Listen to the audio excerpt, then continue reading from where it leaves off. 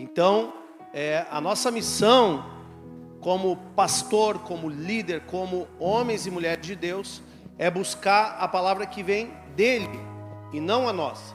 Porque falar daquilo que a gente já sabe é fácil, não é verdade? Então é fácil falar aquilo que a gente conhece, não é verdade? Tem gente que faz arroz todo dia, então não tem dificuldade de explicar que pega ali uma xícara, né, bota o arroz dentro, lava, né, depois bota 2 de água, bota ali na panela. É fácil explicar, né? Para gente que lê a Bíblia todo dia, também é fácil falar da Bíblia, não é? É ou não é? Mas isso não significa que aquilo que nós conhecemos, simplesmente porque conhecemos, significa que é Deus que está falando uma palavra direcionada para aquele dia. Por exemplo, semana passada eu tinha preparado uma mensagem para pregar no culto, e o Senhor mudou a mensagem, disse assim, não é isso que eu quero falar. E aí o Senhor me falou outra coisa, e aí foi tremendo, porque eu creio que quando Ele fala, vai muito além daquilo que a gente pode tentar falar. Porque a gente fala de conhecimento.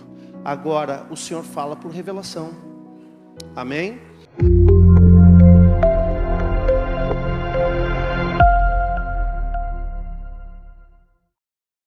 Então eu estava orando e buscando no Senhor qual era a revelação para hoje.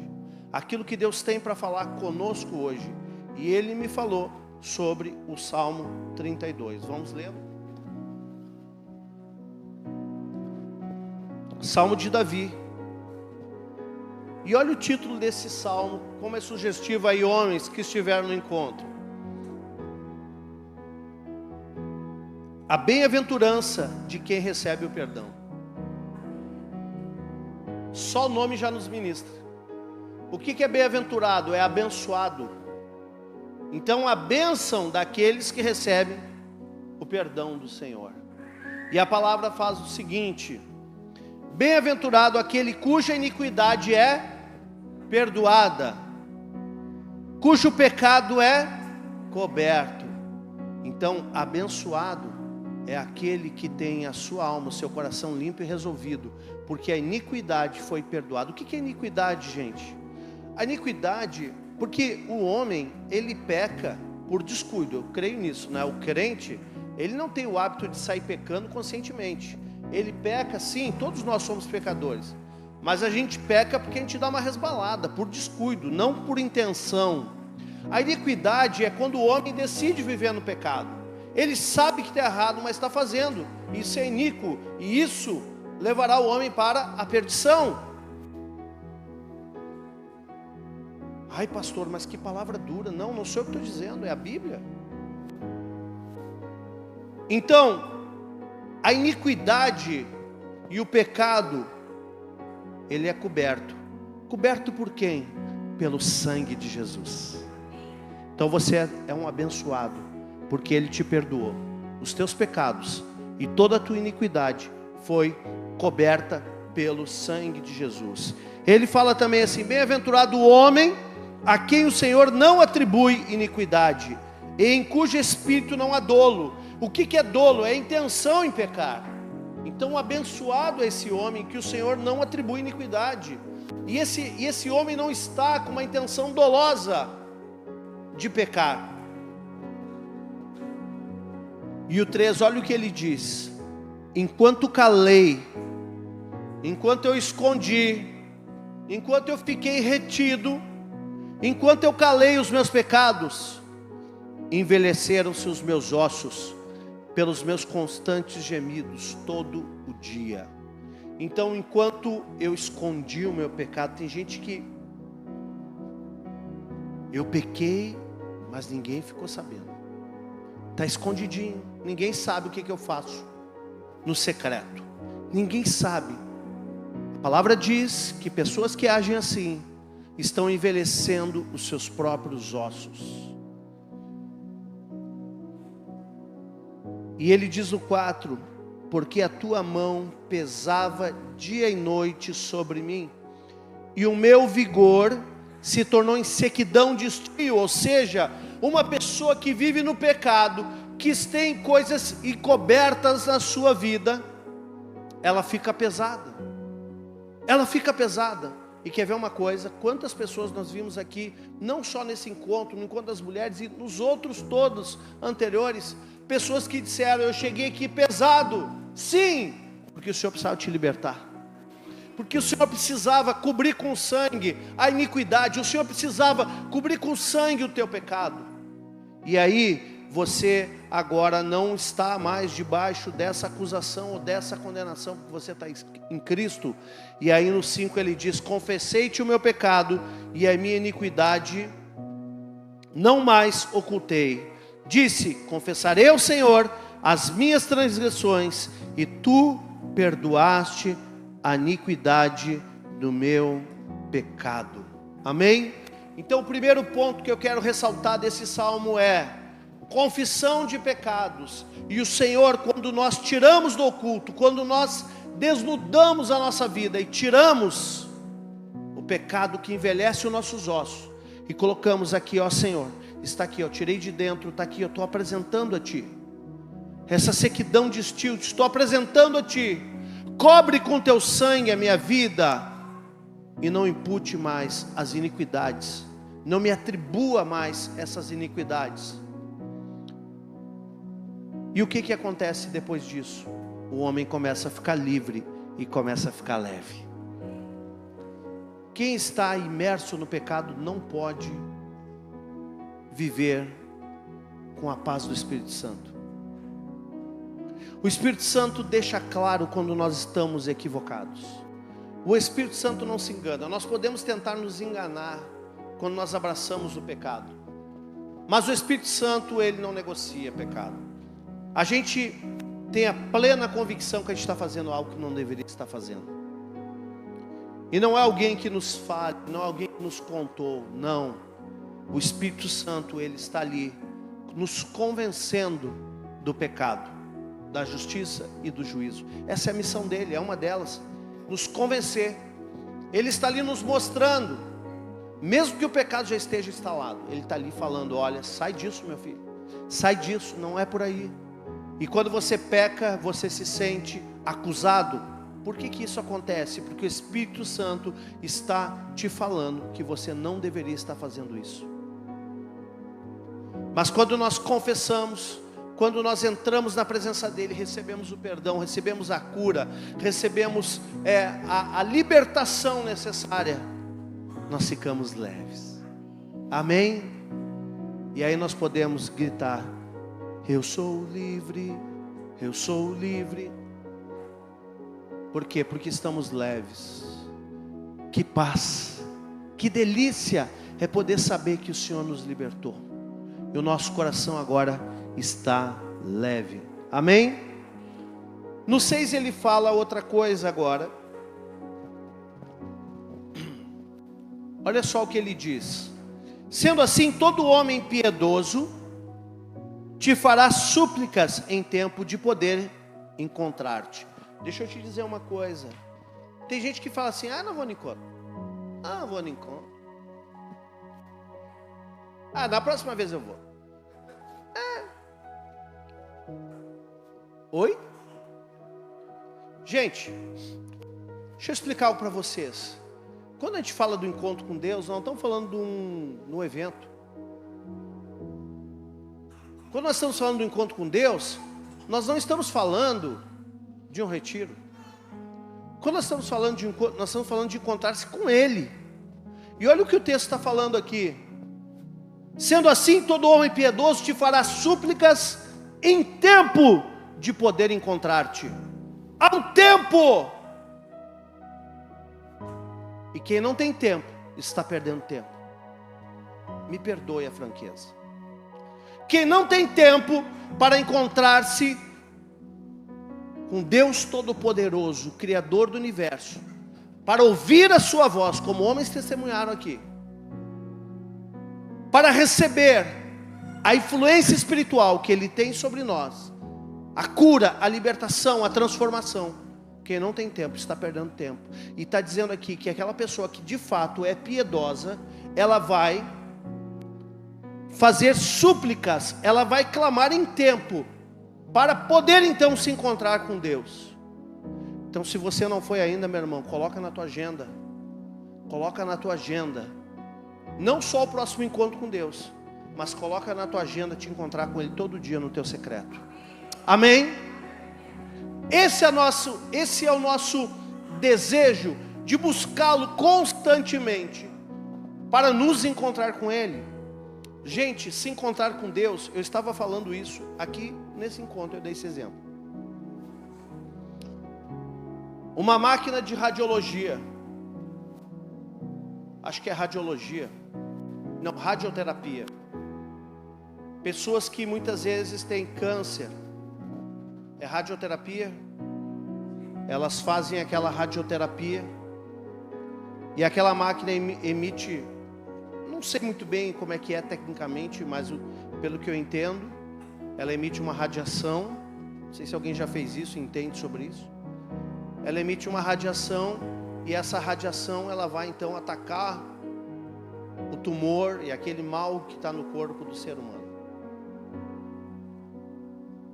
Quem está olhando de fora não entende nada, porque não sabe o que está acontecendo lá dentro. Quem está olhando de fora, a pessoa está vendo a pessoa ali, sei lá, sentada, deitada, na mesma posição, mas não está enxergando o fenômeno que está acontecendo dentro dela.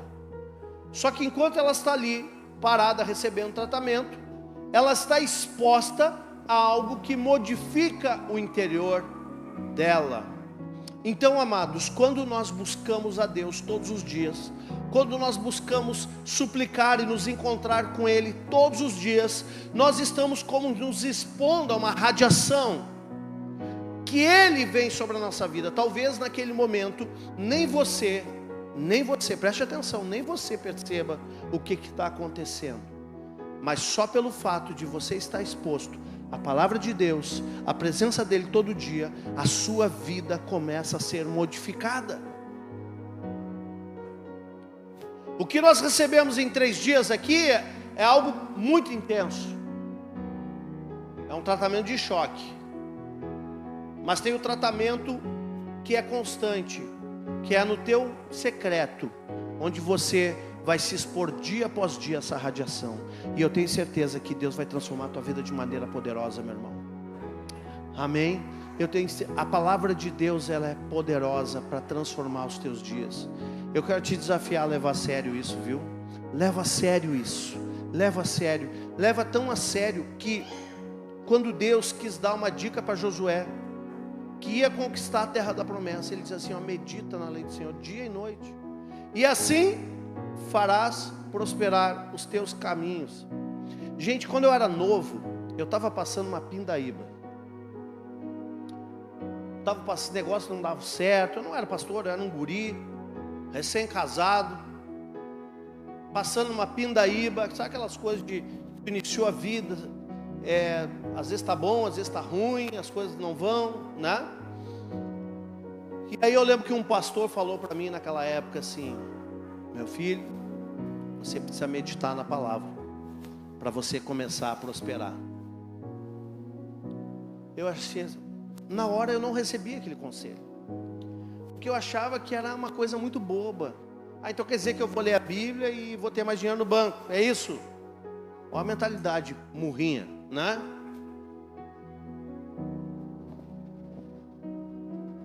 Mas quando você começa a meditar na palavra, ela vai te trazer respostas que vão te gerar força, capacitação, para que você tenha os resultados que você não tem.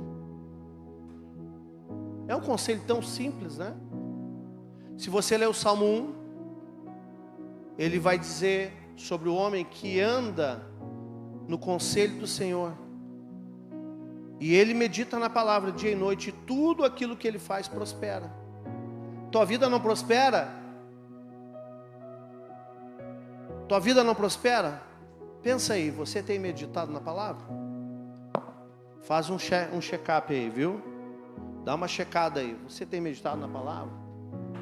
Talvez o conselho seja simples demais, mas é nas coisas simples que muitas vezes nós erramos e deixamos de ter a bênção de Deus em nossas vidas. Então, sendo assim, todo homem piedoso te fará súplicas em tempo de poder encontrar-te. Com efeito, quando transbordarem muitas águas, não atingirão. Esse homem que se encontra com Deus, ele fica fortalecido, e não serão as muitas águas que vão atingir esse homem. E aqui no 7, Davi fala: tu és o meu esconderijo, tu me preservas da tribulação e me cerca de alegres cantos de livramento. Aqui ele começa a enaltecer o nome do Senhor, reconhecendo que é o próprio Deus que tira esse homem da tribulação, esse homem reconhecendo que Deus que traz alegria e dá livramento. Você quer adorar o Senhor? Você quer ser livre de tribulação? Você precisa começar a adorar o Senhor.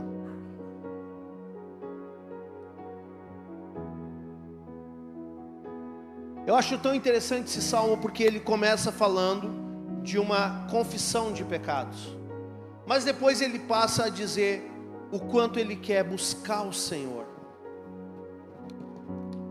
Nós tivemos na semana passada lá numa igreja em Canoas, onde esteve o John Arnott e a Carol Arnott. O Martins estava lá também, o Chris estava lá, acho que mais alguém daqui estava lá também. Amém. Vieram do avivamento de Toronto, e nós fomos lá ver. E dentre muitas coisas que foram faladas, ele falou uma coisa muito importante. Porque lá em Toronto, queridos, um avivamento que durou pelo menos 12 anos de reunião diárias. Todas as noites tinha culto de avivamento. Todas as noites eles entravam à madrugada. E Deus fazendo assim um rio, como é no encontro, né? Tremendo. Um rio de avivamento. E ele falou que ele só tem gratidão a Deus, só tem um arrependimento em tudo que aconteceu. Foi um dos maiores avivamentos que o século 20 experimentou. Ele só tem um arrependimento. Lembra disso, Martins? Tu lembra, Gorete? Que o arrependimento dele foi que, por causa desse avivamento, as nações da terra pisaram naquele local. Veio gente do mundo inteiro, pastores do mundo inteiro, inclusive de Porto Alegre. Tem pastores que foram lá nessa época, pastores mais antigos, para vivenciar. O mundo inteiro pisou em Toronto, no Canadá. O mundo inteiro pisou lá, porque queriam ver o que Deus estava fazendo. E realmente Deus estava fazendo coisas assim poderosíssimas. O Espírito Santo, ele faz onde quer, quando ele quer e como ele quiser. Amém? Nós não podemos manipular o Espírito Santo, mas nós podemos clamar para que ele venha. E ele diz que ele reunia semanalmente uma reunião com os pastores do mundo. E ele reunia em média 400 pastores toda semana. Pastores que vinham de todos os lugares do mundo. Você imagina 400 pastores toda semana, que vinham de diversos lugares do mundo para ver o que estava acontecendo. E ele diz que o único arrependimento que ele teve foi que, ao fazer aquela reunião com pastores, ele percebeu que os pastores queriam todos os resultados que o avivamento poderia produzir. Ou seja, um crescimento, um movimento, muitas coisas acontecendo, milagres, sinais, prodígios, maravilhas, e tudo isso é maravilhoso. Só que eles estavam mais interessados nisso do que no avivador. Eles estavam mais interessados nos resultados de crescimento do que no próprio Senhor. Trazendo para a nossa realidade, muitas vezes pessoas entram na igreja mais interessados que Deus resolva os seus problemas do que de fato interessados em Deus. Olha que engano. Nós podemos querer o avivamento, mas não o avivador. Queremos o crescimento, mas muitas vezes não temos tempo para Deus que dá o crescimento. Nós queremos a bênção, a prosperidade, mas muitas vezes nós não estamos interessados no abençoador. Isso é uma inversão que Satanás semeou na mente do homem, e hoje nós vamos quebrar isso em nome de Jesus. Amém? Nós vamos sobretudo querer o Senhor, e por conta disso, por nós querermos o Senhor, as coisas que necessitam virão. Então tem gente que busca o reino por causa das coisas, Não. Busca o reino por causa do reino. Busca o reino por causa do Senhor, por causa do Deus que há nesse reino. E todas as demais coisas virão. Quem crê nisso, diga: eu creio. O 9 ele fala o seguinte, presta atenção agora, homens aí que foram ao encontro com Deus, e os demais também, tá? Não sejais como o cavalo ou a mula sem entendimento, os quais com freios e cabrestos são dominados, de outra sorte não te obedecem.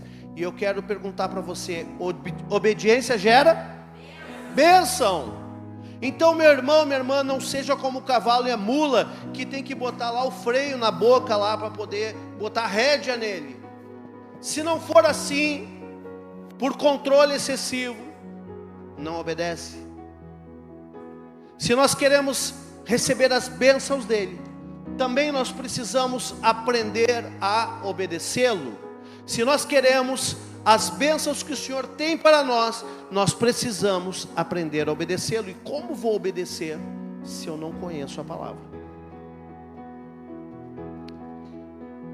Se pelo menos você obedecesse o teu líder espiritual.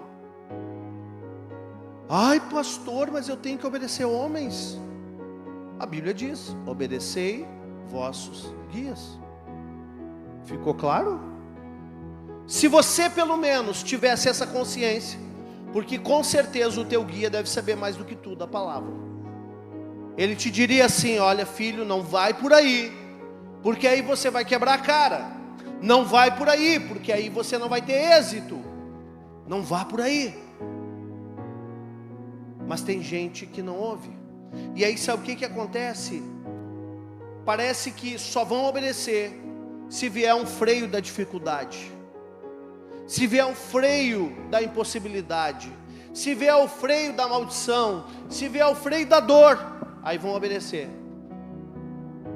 Eu quero te dizer, meu irmão, não precisa ser assim.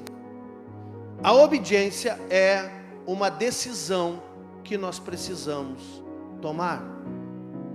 Nós temos dificuldade de obedecer. Sim ou não? Sim. A obediência, ela não é natural para o homem. Agora, se você acha a obediência cara, experimente a desobediência. A desobediência é muito mais cara, porque ela traz consequências. Com isso eu não estou dizendo que nós queremos de alguma maneira controlar a vida de alguém ou fazer ingerência na sua vida. Mas quando eu falo de obediência, eu estou falando em você se deixar ser guiado pelo seu guia espiritual, pelo seu líder. Guiado naquilo que você precisa. Pastor, não estou entendendo isso, eu vou te explicar melhor. Por exemplo, você está com um problema de saúde. Aí você vai ao médico. O médico é teu guia espiritual? Não, mas ele é teu guia de saúde. Sim ou não? E ele te dá um tratamento. Diz assim, ó, você vai tomar esse remedinho aqui, filho, de tanto e tantas horas, esse antibiótico aqui, ó, de 8 em 8 horas, mas tem que tomar certinho. O nome do remédio é esse, eu vou dar por escrito, tá? Vou dar por escrito aqui, o nome do remédio é esse. Você vai tomar de 8 em 8 horas, e isso vai te fazer bem. Ok? Agora eu te pergunto, o médico está fazendo alguma ingerência na tua vida? Não. Ele está tentando te controlar? Não. Ele está tentando te usar? Não. Mas se você não obedecer aquilo que ele prescreveu, vai te fazer bem ou vai te fazer mal? Se você não obedecer, vai te fazer mal. Entendeu? Então, quando nós somos guias, não significa que nós estamos fazendo ingerência na vida das pessoas. Não estamos falando que agora eu vou dizer, ó, que cor de roupa você vem. Não, Aline, eu não te quero mais de calça vermelha, tá? Só azul, porque nós somos gremistas, né? Hã? Pois é, nós somos, né? Só azul. Então, não é esse tipo de coisa, gente. Mas é entender que o líder, ele tem uma prescrição. E quando nós entramos na prescrição, que é bíblica, A obediência gera bênção. E a desobediência? Maldição. Porque certamente nós vamos estar fazendo algo que é fora da Bíblia. Se há alguma disfunção na minha vida, somente a Bíblia pode trazer o conserto. Então o líder ele vai te dar uma prescrição bíblica. Querida, faça isso. A Bíblia diz assim, a Bíblia diz assado. Isso vai te fazer bem ou mal? Se você obedecer, vai te fazer muito bem. Compreenderam? Amém? Faz sentido para vocês isso? Glória a Deus, que tremendo, hein? Glória a Deus. Eu vou voltar para o 8 agora, tá? Olha o conselho que ele dá, versículo 8. Olha o conselho que ele dá. Eu sei que eu já tinha lido o 9. Ele diz assim, ó: instruir-te-ei e te ensinarei o caminho que deve seguir. E sob as minhas vistas te darei conselho. Como eu fico debaixo das vistas de Deus? Como eu me coloco nas vistas de Deus? Gente, então anota aí. O teu guia espiritual, Pastor Alexandre, hoje está te dando uma prescrição aqui, espiritual. Vá para as vistas do Senhor. Sabe o teu lugar secreto? Ele já está te esperando lá. Amém? Só que você não aparece lá. Ele está te esperando. Aparece lá, ele precisa te ver. Ele precisa te ver. E ele diz assim, olha, entra no teu quarto. Ó, não faça como os fariseus, que querem fazer coisas megalomaníacas, coisas que trazem visibilidade, que todo mundo assim, ó, que espiritual. Não, não é isso. Entra no teu quarto, fecha a porta. Diga, fecha, não esqueça de fechar a porta. Fecha a porta. Mas meu quarto não tem porta. Eu sei, filho, não precisa me explicar isso. Às vezes eu também não consigo fazer no quarto, mas não é a porta física, gente. Eu vou traduzir o que a Bíblia quer dizer. Desliga o celular, filho. Desliga o WhatsApp. Desliga essa porcaria. Você vai para a presença de Deus, o troço fica notificando o tempo inteiro. Você não consegue, Jesus não consegue te ver lá, porque Ele está te vendo. Aliás, se você nem fosse lá seria melhor, porque Ele está te vendo fazer coisa errada. Na hora de estar orando, na hora de estar lendo a Bíblia, você está olhando mensagem.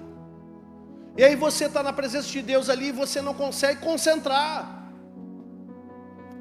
Você lê um capítulo inteiro da Bíblia, olha um capítulo inteiro. Uau! Aí você termina de ler, o que está dizendo aqui? Eu li tudo, mas não entrou nada. Acontece isso? Desliga o celular, filho. Desliga o celular. Desliga a comunicação. Olha, o encontro é tremendo. Porque a gente foca a nossa comunicação nele. E vocês aprenderam como é que faz para focar a comunicação com ele. Então, a instrução no caminho que você deve andar, instruir-te-ei. Ele está dizendo, ele tem uma instrução. Está com problema? Ele tem uma instrução. Está com alguma dificuldade? Ele tem uma instrução. Está com alguma anomalia? Ele tem um ensino para a tua vida. E sob as vistas dele, você receberá conselho. Pastor, não estou conseguindo. Liga para o líder. O teu líder anda nas vistas do Senhor. Pelo menos eu tenho fé.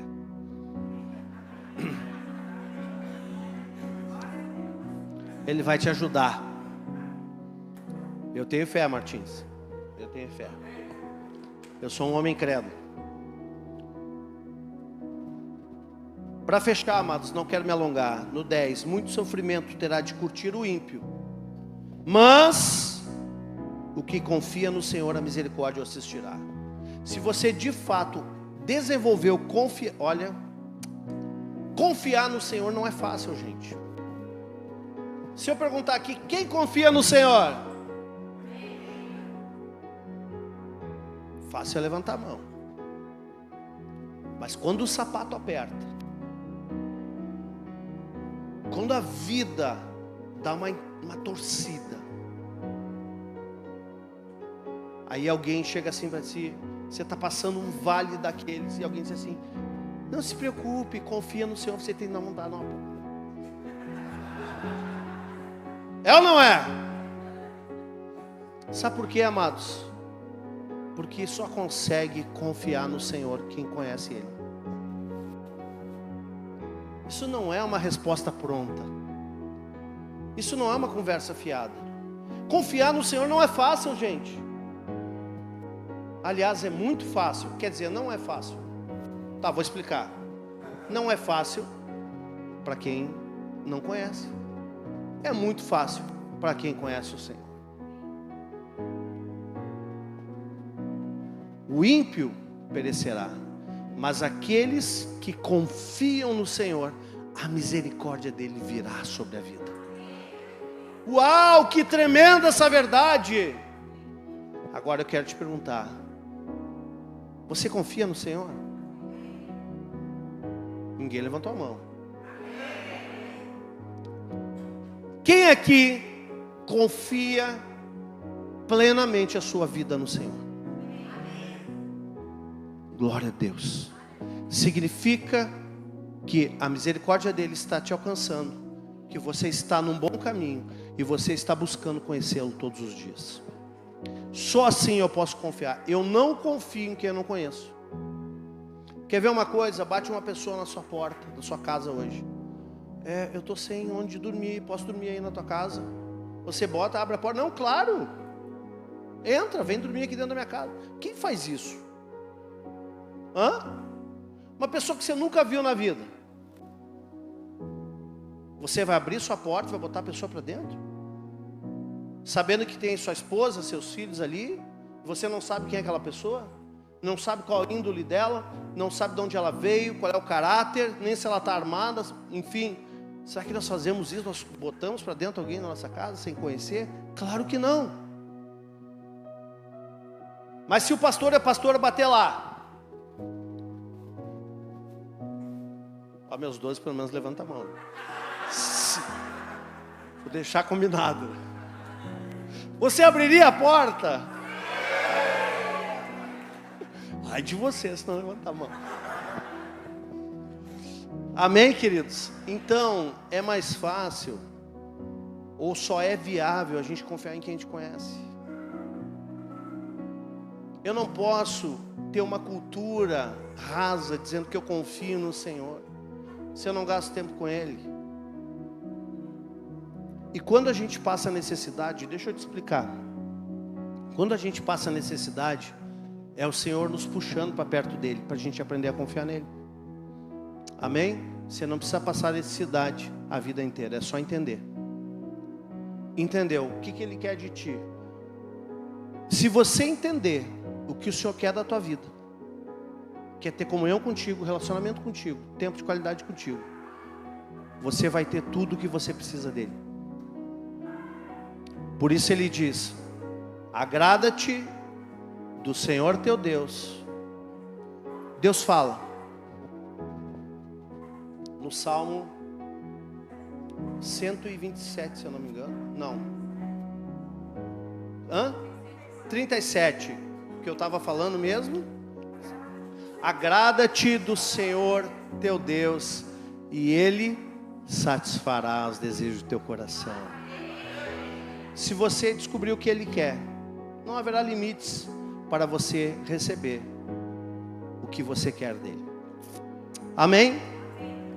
Para fechar então, Davi era muito inteligente, né? Olha só o que ele escreveu no 11: alegrai-vos no Senhor e regozijai-vos, ó justos, exultai vós todos que sois retos de coração. Amém? Homens, guardem o que vocês receberam nesse final de semana. Encontristas e encontreiros, guardem o que vocês receberam. Não deixe o diabo roubar essa alegria, mas alegre-se no Senhor. Guardem o que vocês receberam durante esse final de semana, que foi poderoso. Mas não precisa ficar limitado ao encontro com Deus. Pode continuar todos os dias na tua vida. Você terá uma vida poderosa e maravilhosa.